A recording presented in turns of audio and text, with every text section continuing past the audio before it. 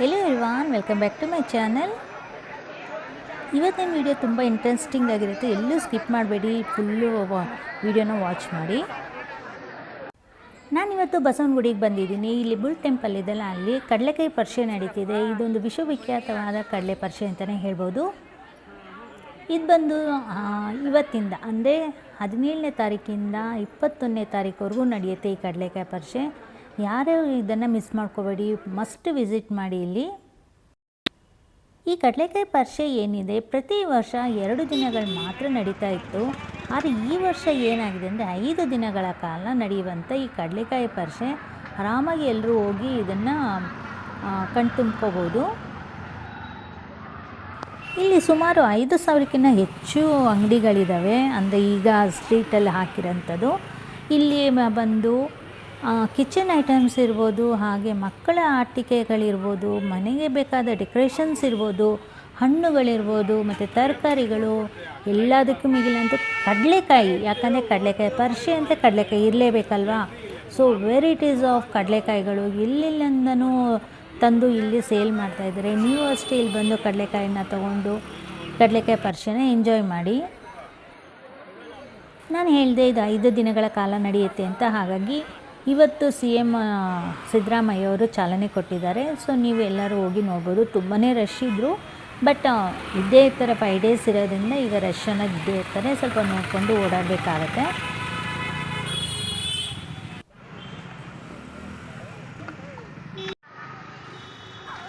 ಇಲ್ಲಿ ಕಡಲೆಕಾಯಿ ಪರಿಷೆ ಯಾಕೆ ನಡೆಯುತ್ತೆ, ಬುಲ್ ಟೆಂಪಲಲ್ಲೇ ಯಾಕೆ ನಡೆಯುತ್ತೆ, ಸೊ ಇದಕ್ಕೆಲ್ಲ ಒಂದು ಕತೆ ಇದೆ. ಅದನ್ನು ನಾನು ಹೇಳ್ತೀನಿ ಈಗ. ಸೊ ಈಗ ನಾನು ಸ್ಟೋರಿ ಹೇಳೋದಕ್ಕಿಂತ ಮುಂಚೆ ನಾನೊಂದು ವಿಷಯ ಹೇಳ್ಬಿಡ್ತೀನಿ. ಏನಂತ ಅಂದರೆ, ಈಗ ಇಲ್ಲಿ ಪ್ಲಾಸ್ಟಿಕ್ ಮುಕ್ತ ಅಂತ ಮಾಡ್ತಾಯಿದ್ದಾರೆ. ನೀವು ಏನೇ ಪರ್ಚೇಸ್ ಮಾಡಿದ್ರೂ ಒಂದು ಬ್ಯಾಗ್ ತೊಗೊಂಡೋಗಿರಿ. ಅದರಲ್ಲೂ ಪ್ಲಾಸ್ಟಿಕ್ ಕವರೆಲ್ಲ ಇರಬಾರ್ದು. ಪೇಪರ್ ಬ್ಯಾಗ್ಸ್ ಇರ್ಬೋದು, ಇಲ್ಲಾಂದರೆ ಬಟ್ಟೆ ಬ್ಯಾಗ್ ತೊಗೊಂಡೋಗ್ಬೇಕಾಗತ್ತೆ. ಅಲ್ಲಿ ಮಾರ್ಷಲ್ಸ್ ಇವರೆಲ್ಲ ಇರ್ತಾರೆ. ಸೊ ಕವರ್ಸ್ ಏನಾದರೂ ನೋಡಿದ್ರೆ ಅದು ಅಬ್ಜೆಕ್ಷನ್ ಮಾಡ್ತಾರೆ. ಸೊ ಹಾಗಾಗಿ ಕವರ್ನ ಯೂಸ್ ಮಾಡಬೇಡಿ. ಅಲ್ಲಿ ಬಸವನಗುಡಿ ಕಡಲೆಕಾಯಿ ಪರಿಷೆ ಅಂತ ಬಹಳ ಹಿಂದಿನಿಂದನೂ ನಡೆದುಕೊಂಡು ಬಂದಿರೋಂಥ ಒಂದು ಐತಿಹಾಸಿಕ ಹಬ್ಬವಾಗಿದೆ. ಮೊದಲು ಬಸವನಗುಡಿಯಲ್ಲಿ ಅಕ್ಕಪಕ್ಕದಲ್ಲಿ ರೈತರೆಲ್ಲನೂ ಕಡಲೆಕಾಯಿನ ಬೆಳೀತಾ ಇರ್ತಾರೆ.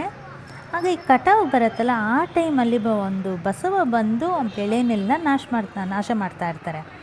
ಸೊ ಆವಾಗ ಅದನ್ನು ತಡೆಗಟ್ಟಬೇಕು ಅಂತ ಮೊದಲು ಈ ರೈತರು ಫಸ್ಟ್ ಬೆಳೀತಾರಲ್ವ ಕಡಲೆಕಾಯಿನ, ಅದನ್ನು ತಂದು ಬಸವನಿಗೆ ಅರ್ಪಿಸೋದಕ್ಕೆ ಸ್ಟಾರ್ಟ್ ಮಾಡ್ತಾರೆ. ಆವಾಗಿಂದ ಈ ಬೆಳೆ ಎಲ್ಲ ಆವಾಗ ಬಸವ ಬಂದು ತಿಂತಾ ಇರಲಿಲ್ಲ. ಸೊ ಆವಾಗಿಂದ ಅವ್ರಿಗೆ ಬೆಳೆಗಳು ನಾಶ ಆಗೋದು ಕಡಿಮೆ ಆಯಿತು. ಕಡಿಮೆ ಎಲ್ಲ ಆವಾಗಿಂದ ಸ್ಟಾಪೇ ಆಗೋಗುತ್ತೆ.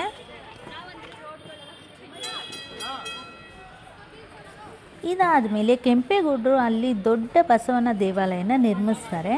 ಅಂದಿನಿಂದ ಪ್ರತಿ ವರ್ಷ ಕಾರ್ತಿಕ ಮಾಸದ ಕೊನೆಯ ಸೋಮವಾರ ಏನಿರುತ್ತೆ, ಆವಾಗ ಈ ಪರಿಷೆ ಅನ್ನೋದನ್ನು ನಡೆಸ್ತಾ ಬಂದಿದ್ದಾರೆ.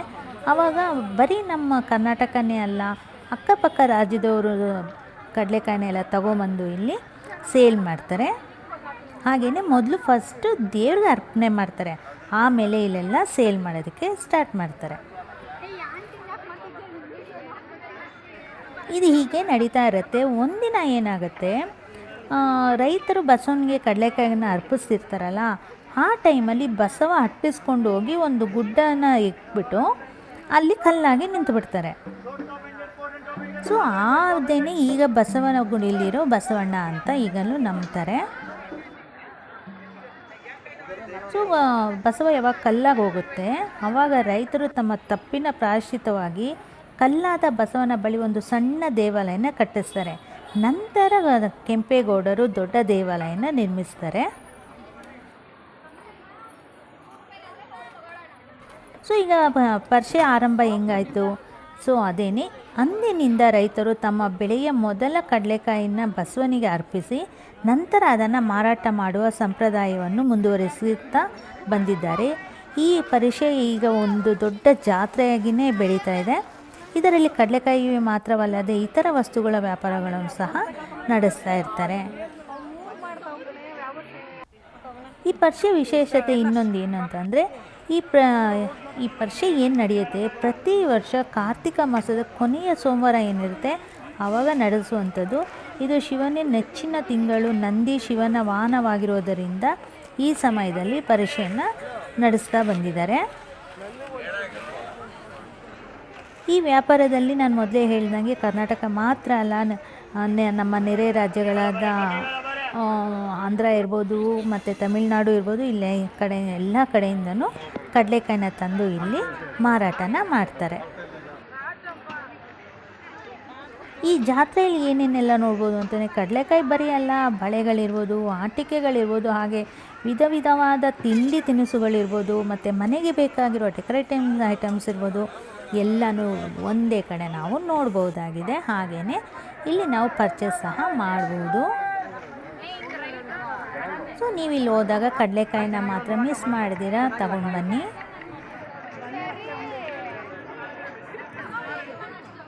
ಇದಲ್ಲದೆ ಇನ್ನೂ ಒಂದು ಪೌರಾಣಿಕ ಕಥೆ ಒಂದಿದೆ. ಏನಂದರೆ ನಾವು ಚಿಕ್ಕ ಮಕ್ಕಳಿಂದ ಕೇಳ್ಕೊಂಬಂದಿರೋಂಥದ್ದು.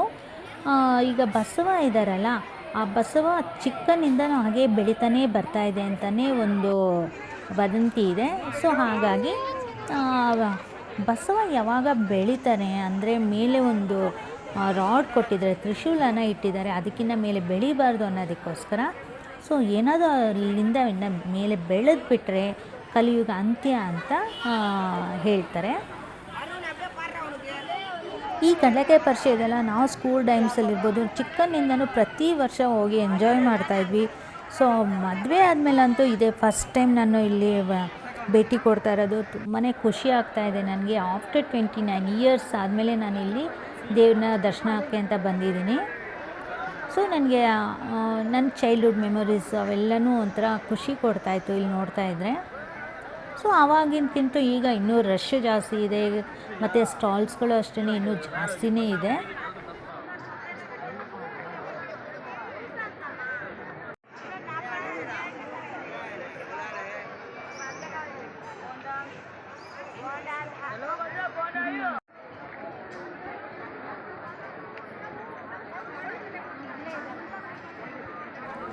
ಇಲ್ಲಿ ಬಸವನಗುಡಿಗೆ ಬಂದಾಗ ಫಸ್ಟು ಮಹಾಗಣಪತಿನ ದರ್ಶನ ಮಾಡ್ಕೋಬೇಕಾಗತ್ತೆ. ಅದಾದಮೇಲೆ ಬಸವನ ದರ್ಶನ. ಹಾಗೆಯೇ ಅಲ್ಲೇ ಪಕ್ಕದಲ್ಲೇ ರಾಯರ ಮಠ ಇದೆ, ಅಲ್ಲೂ ಸಹ ನೀವು ಹೋಗಿ ರಾಯರ ದರ್ಶನ ಪಡಿಬೋದು.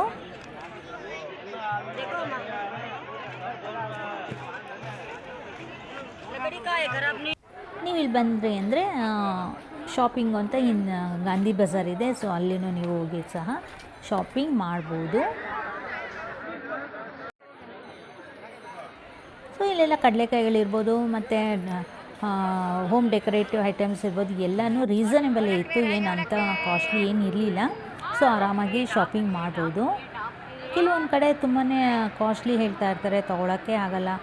ನಾವು ಏನಪ್ಪ ಈ ಐಟಮ್ಗೆ ಇಷ್ಟು ರೇಟ್ ಕೊಡಬೇಕಾ ಅಂತ ಅಂದ್ಕೊಳ್ತೀವಲ್ಲ. ಸೊ ಆ ಥರ ಎಲ್ಲ ಏನಿಲ್ಲ, ರೀಸನೇಬಲ್ ಇದೆ, ನೀವು ಹೋಗಿ ಆರಾಮಾಗಿ ತೊಗೋಬೋದು.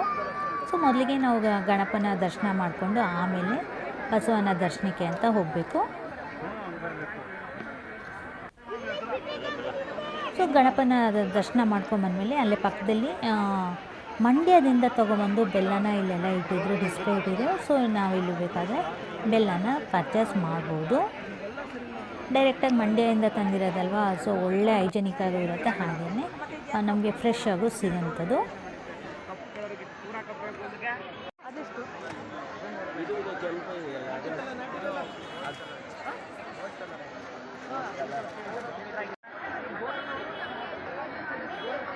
ಬಟ್ ಫುಲ್ಲು ರಶ್ ಇದ್ದಾರೆ. ದೇವ್ರ ದರ್ಶನ ಮಾಡೋದಕ್ಕೆ ಗಣಪನ ಹತ್ರನೇ 1 hour ಮೇಲಾಯಿತು.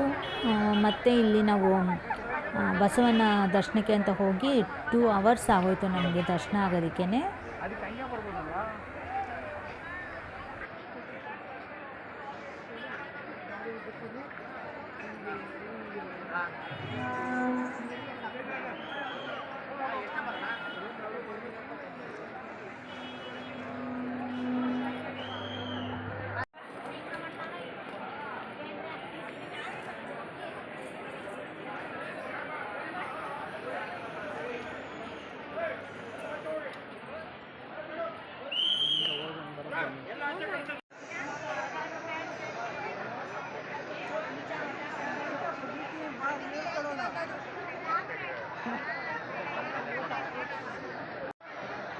ಮಾಡೋಣ?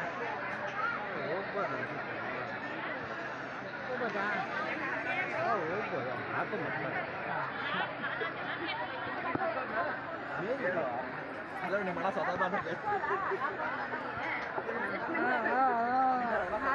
ಸೊ ಹಂಗೆ ದೇವ್ರ ದರ್ಶನ ಎಲ್ಲ ಆದಮೇಲೆ ಔಟ್ಸೈಡ್ ಬರೋವಾಗ ನಿಮ್ಗೆ ಅಲ್ಲೆಲ್ಲ ಸ್ಟ್ಯಾಚುಸ್ ಎಲ್ಲ ಇಟ್ಟಿರ್ತಾರೆ. ಅದು ಅಷ್ಟೇ ನೋಡೋದಕ್ಕೆ ತುಂಬಾ ಚೆನ್ನಾಗಿರುತ್ತೆ. ಅದು ಸಹ ನೋಡ್ಕೊಂಬರ್ಬೋದು.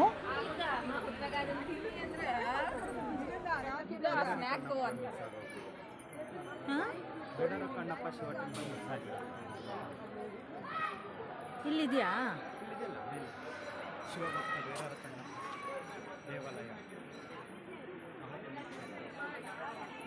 ಎಲ್ಲಿ?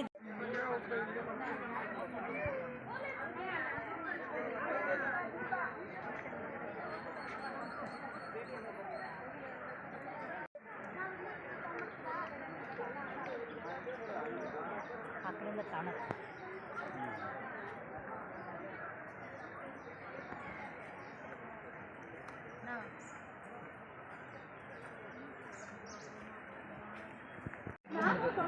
ಇಲ್ಲ, ಆಫೀಸಲ್ಲಿ ಇಟ್ಟಿರ್ತಾರೆ. ಇವಾಗ ಒಂದೆರಡು ಸಲ ಹಿಂಗೆ ಲಾಕ್ ಹಾಕೊಂಡಿದ್ದು ಹೊರಗಡೆ ಅಂತ ಇದಾಗ್ಬಿಟ್ಟಿದೆ. ಅದಕ್ಕೆ ಆಫೀಸಲ್ಲಿ ಒಂದು ಇಟ್ಟಿರ್ತೀವಿ.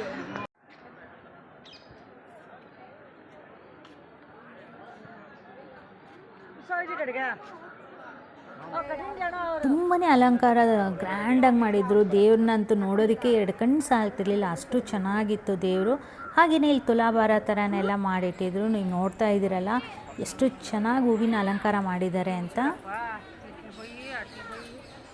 ಬಟ್ ತುಂಬ ಜನ ಇದ್ದರು ಫ್ರೆಂಡ್ಸ್, ಹಾಗಾಗಿ ನಮಗೆ 2 hours ಮೇಲೇ ಆಯಿತು ದರ್ಶನ ಆಗೋದಕ್ಕೆ.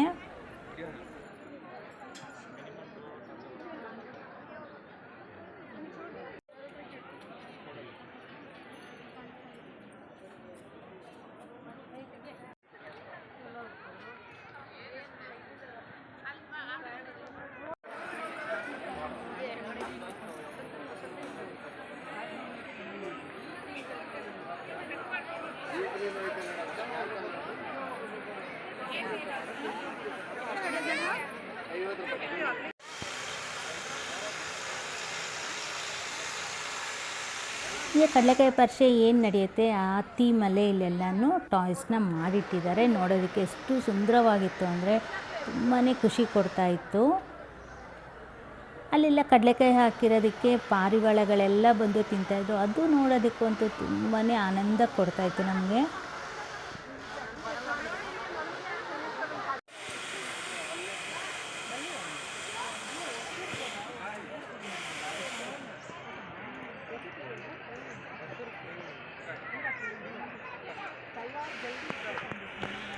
ಈ ಗೊಂಬೆನ ನೋಡುವಾಗ ನಾವು ಚೈಲ್ಡ್ಹುಡ್ಡಲ್ಲಿ ನಮ್ಮ ಪೇರೆಂಟ್ಸ್ ಜೊತೆ ಹೋಗಿ ಎಂಜಾಯ್ ಮಾಡ್ತಿದ್ವಲ್ಲ, ಅದೆಲ್ಲನೂ ನನಗೆ ಮೆಮೊರೀಸ್ ಬರ್ತಾಯಿತ್ತು.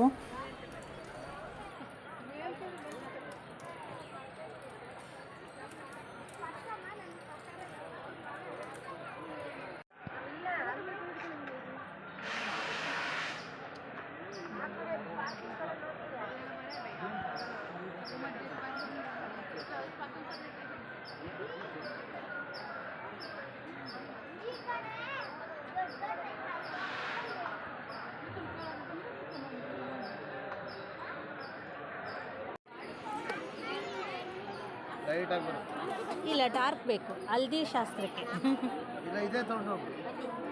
ರೈನ್ ಡ್ರಾಪಲ್ಲಿ ಬೇಕು ನಾವು.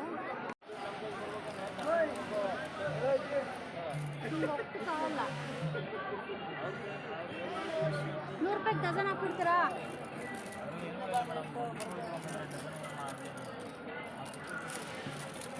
ಟಿಫನ್ ಆಯಿತು.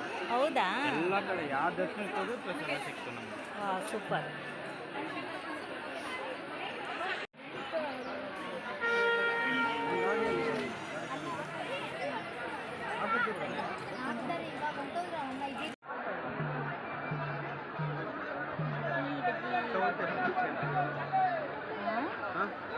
ಬೋಂಡ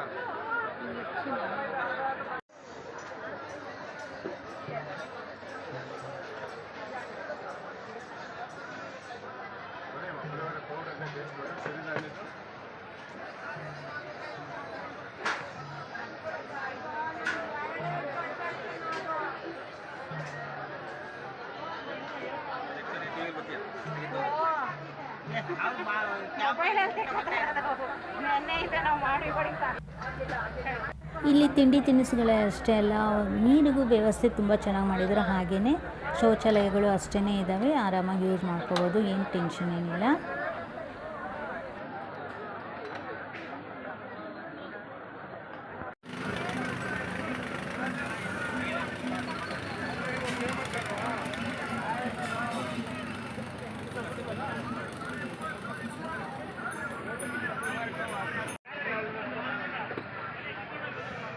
ಅಲ್ಲಿಗೆ ಇದು ತಗೊಳ್ಳಿ, ನವಮಂತ್ರಾಲಯ ಬಂದಿದ್ರ ಒಂದ್ಸರಿ ಚಿನ್ನು, ನಾವು ವರ್ಷ ಬರ್ತಾ ಇದ್ವಿ. ಕರೆಕ್ಟ್ ಅಲ್ಲ. ನಾವೇ ನಮ್ಮ ಏರಿಯಾ ಅಲ್ವೇನೋ ಇಲ್ಲಿ. ನೆಕ್ಸ್ಟ್ ಟೈಮ್ ಬಂದಾಗ ಬಂಡೆ ಮಾತಾಡೋಕ್ಕೆ ಮತ್ತೆ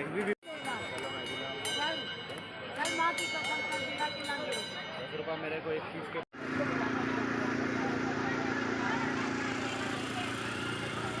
ನಾವು ಫಸ್ಟ್ ಡೇನೇ ಹೋಗಿ ಎಂಜಾಯ್ ಮಾಡ್ಕೊಂಡು ಬಂದಾಯಿತು. ನೀವು ಸಹ ಹೋಗಿ ಎಂಜಾಯ್ ಮಾಡಿ ಅಂತಲೇ ಹೇಳ್ತೀನಿ.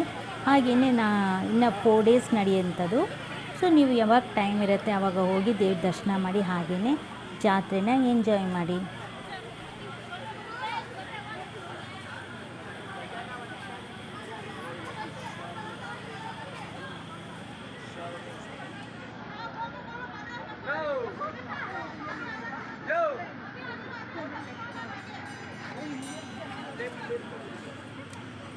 ಎಷ್ಟು ಕೇಳ್ಸಿನ್ನು ನೋಡೋಣ, ಎಷ್ಟು ಕೇಳು, ಹೇಳ್ಬೇಕು. ಎಷ್ಟು ವೆರೈಟೀಸ್. ಅಕ್ಕ ಸೇರಿ ಹೆಂಗಕ್ಕ?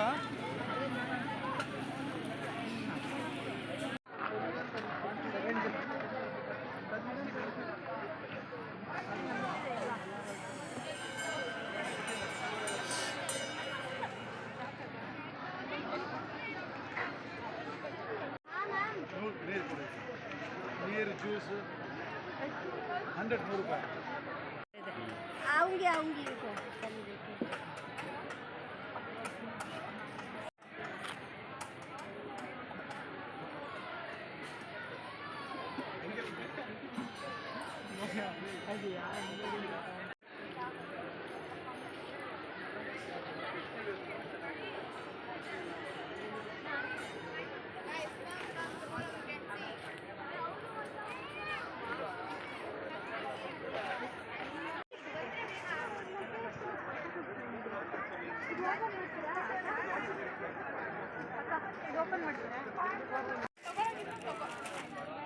ತಗೋ, ಆಯ್ತು, ತೆಗ್ದಿಟ್ಕೋ.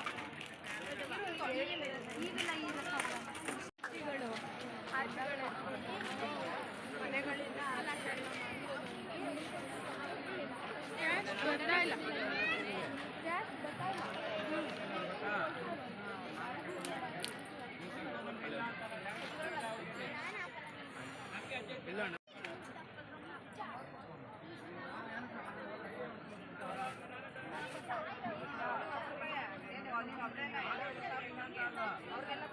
ಶೋ ಐಟಮ್ಸ್ ಅಲ್ವಾ, ಮನೆಗಳಿಗೆ ತಗೊಳ್ತಾರೆ. ಇದು ಫ್ಲವರ್ ನೀರು ಹಾಕ್ಬಿಟ್ಟು ಫ್ಲವರ್ಸ್ ಇಡೋದು ಚೆನ್ನಾಗಿ, ಹಾಂ, ಇಟ್ಟರೆ ಚೆನ್ನಾಗಿರುತ್ತೆ.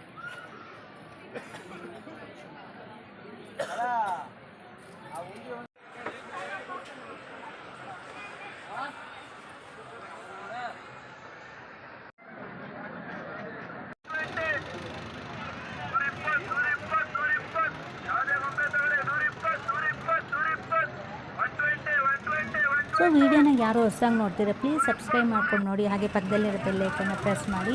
ಹಾಗೆ ಮಾಡೋದ್ರಿಂದ ನಾನು ಯಾವಾಗಲೇ ವೀಡಿಯೋ ಅಪ್ಲೋಡ್ ಮಾಡಿದ್ರು ನಿಮಗೆ ನೋಟಿಫಿಕೇಷನ್ ಸಿಗುತ್ತೆ, ಆಗ ನನ್ನ ವೀಡಿಯೋನ ನೀವು ವಾಚ್ ಮಾಡ್ಬೋದು.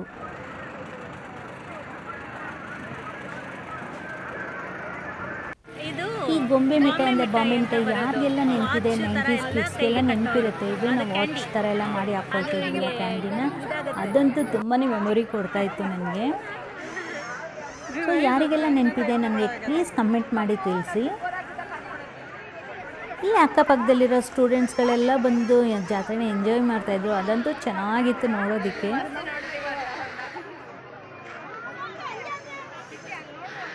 ಸೊ ಎಲ್ಲ ಒಂದು ರೌಂಡ್ ಹೊಡ್ಕೊಂಬಂದಾಯಿತು. ಕೊನೆಯಲ್ಲಿ ನಾವು ಕಡಲೆಕಾಯಿ ಪರಿಷೆಗೆ ಬಂದು ನಾವು ಕಡಲೆಕಾಯಿ ತೊಗೊಂಡಿಲ್ಲ ಅಂದರೆ ಆಗುತ್ತಾ, ಸೊ ನಾವು ಸಹ ಕಡಲೆಕಾಯಿ ತೊಗೊಂಡು ಮನೆ ಕಡೆ ಹೊರಟ್ವಿ.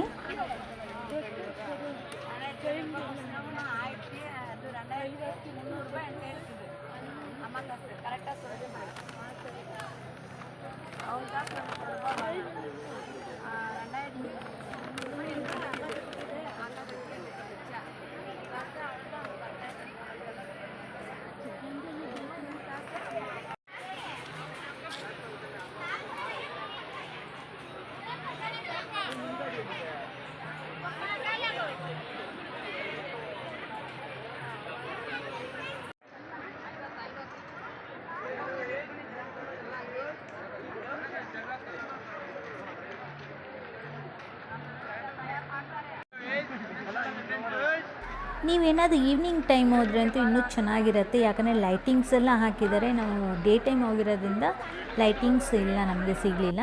ನೀವೇನಾದರೂ ಸಂಜೆ ಟೈಮ್ ಹೋದರೆ ಅಂತೂ ಲೈಟಿಂಗ್ಸಲ್ಲಿ ಇನ್ನೂ ತುಂಬ ಚೆನ್ನಾಗಿರುತ್ತೆ ಜಾತ್ರೆ ನೋಡೋದಕ್ಕೆ.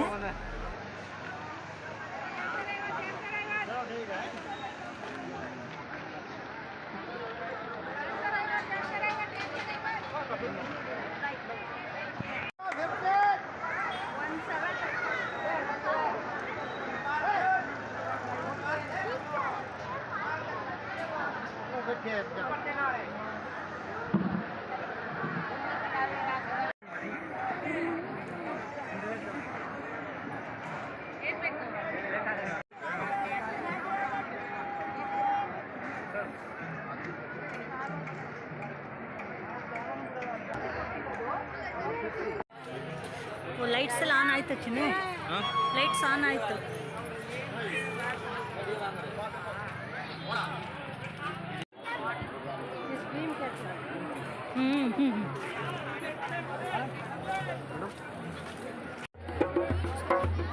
ಎಷ್ಟಮ್ಮ ಇದು? 100 ರೂಪಾಯಿ 4.